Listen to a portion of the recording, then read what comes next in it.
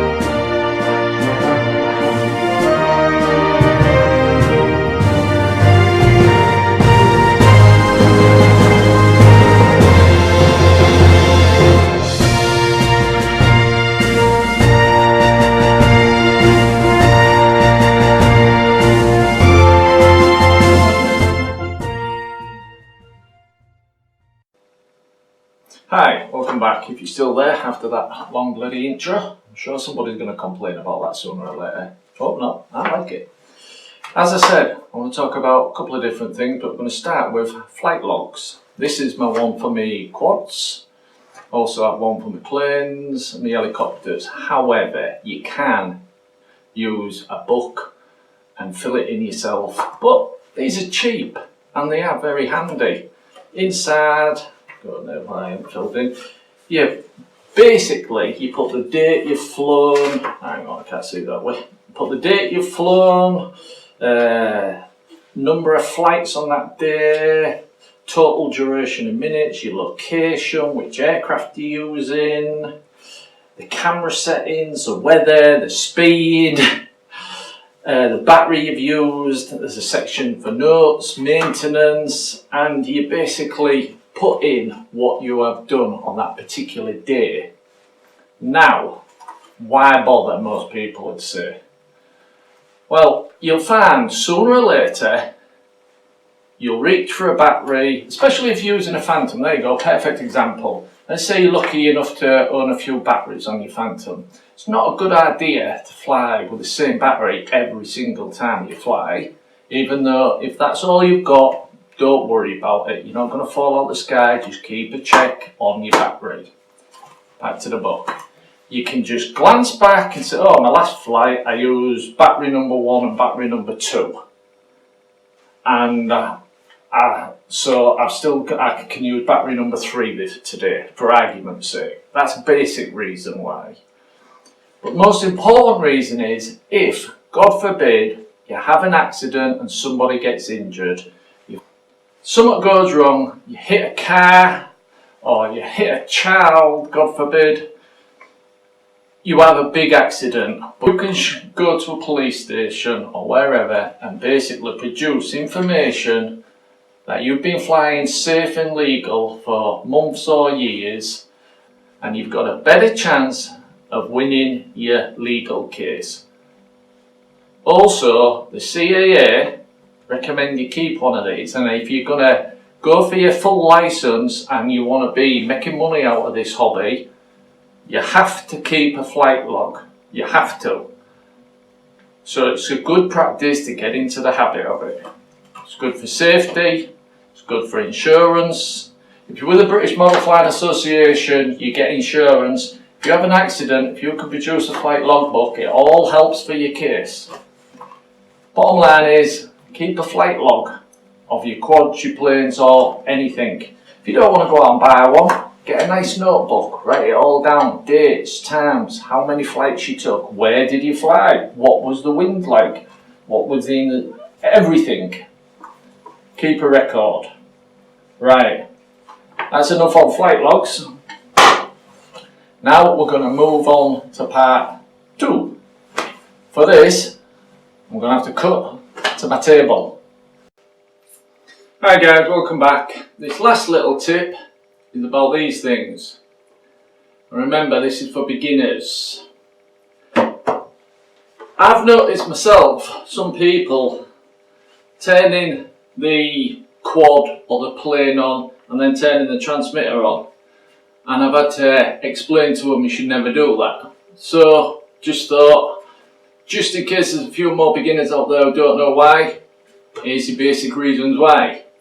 You must always turn your transmitter on first before turning your model on. Don't matter which transmitter you're using, which type, don't matter. Always turn your transmitter on first, and always turn your transmitter off last.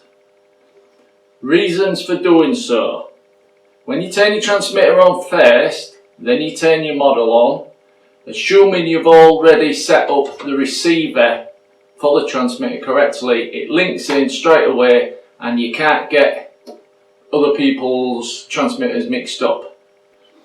Now, the reason why you must always turn your transmitter off last is in case you've got fail-safe.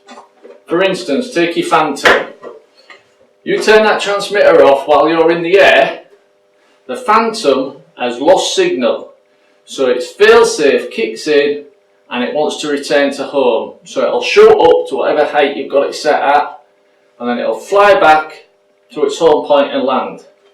But what happens if you've got the Phantom in your hand and then you turn the transmitter off while the Phantom's still powered up? It's going to want to return to home, it's lost signal, so it's going to woof.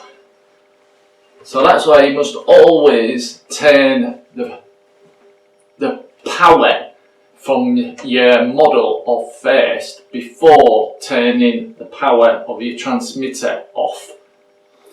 Same as mini quads, fail-safe. You're flying along, you lose signal, the fail-safe kicks in, your bird drops out of the sky. I have my fail-safe on my quad set to 0. I lose signal, the thing just plummets straight out the sky. I don't care if it does any damage, it plummets instantly out the sky. A lot of people have the fail-safe set to about 20%. Problem I found with that is, if you lose signal, it can drift a little bit further before it hits the floor, and it could drift into a dangerous situation. Not to mention, if it lands on the floor nice and safely, the motors are still spinning, so you could get tangled up in whatever's down there. Probably just grass if you're lucky. But that's why you should always have your transmitter turned on before you turn your model on, for the signal to match up with it instantly, the receiver to the transmitter, TX to RX. And you must always turn your transmitter off last, always, so that the fail-safe, the return to home, whatever you've got programmed in, or whatever model you're using, so that it doesn't kick in and take off. I've seen it on YouTube actually. I saw a great little video, guide, open a box, new Phantom, really excited, he got it out, got it flying, didn't know what to do, complete plonker, so he turns his transmitter off. Well, it already had a return to home built into it, and it just bounced around his house because the transmitter was turned off. Read the instructions, guys. These things come with instructions for the beginners, and I'm not being funny, and the professionals will agree with me. Always read the instructions. Make sure you know your transmitters back to front. Like I said, this is just a very basic tip. I'll be doing more information on transmitters in the future, dual rates, endpoints, as such, and more. Anyway guys, thanks for watching. Hope you enjoyed this short little video vlog with 2 little tips for beginners. Thanks for watching, and if you liked, click the subscribe button as usual wherever it pops up. See you, YouTubers! they always say.